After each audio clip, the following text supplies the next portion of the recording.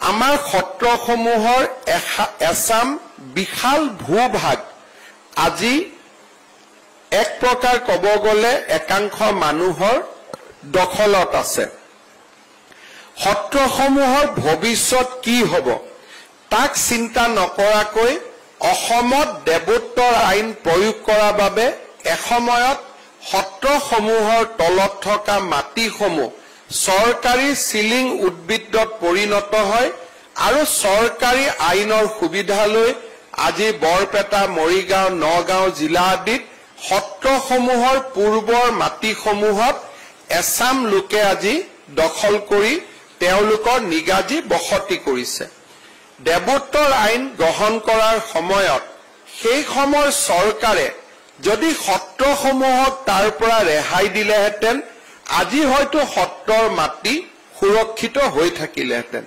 কিন্তু তাৰ পৰিৱৰ্তে সত্ৰৰ হাতৰ পৰা মাটিভাগ গুচি যোৱাৰ পিছত আজি সত্ৰসমূহ পৰিচালনা কৰাত অসুবিধা পোৱা আৰম্ভ হৈছে। এসময়ত সত্ৰৰ যিসকল শৰণ লোৱা পৰিয়াল আছে তেওঁলোকে কৰ কাটল দিছিল।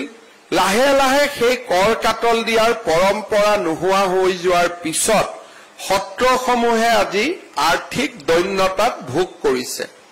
যোৱা বিগত 9টা বছৰত আমাৰ অসমত ভাৰতীয় জনতা পাৰ্টিৰ চৰকাৰ অহাৰ পিছত আমি অসমৰ সত্ৰসমূহক উদাৰভাৱে আৰ্থিক সহায় কৰিছো। বিভিন্ন সত্ৰক আমি চৰকাৰী সাহায্যৰে নিজৰ আৰ্থিক অৱস্থাক শুধৰাই লোৱাৰ বাবে সুযোগ আমি দিবৰ কাৰণেও সক্ষম হৈছো।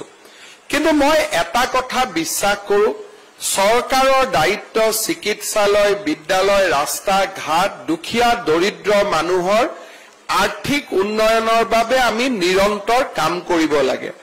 মই অসমবাসী ৰাইজক আহ্বান জনাম যে এটা সময়ত আমি সত্ৰসমূহক যেনেকে এটা নিৰ্দিষ্ট দান বৰঙণিৰে ইয়াক আমি জীয়াই ৰাখিছিলো, আজিও আমাৰ পুৰণা সত্ৰসমূহলৈকে আমি আমাৰ দায়বদ্ধতাসমূহ পালন কৰিব লাগে।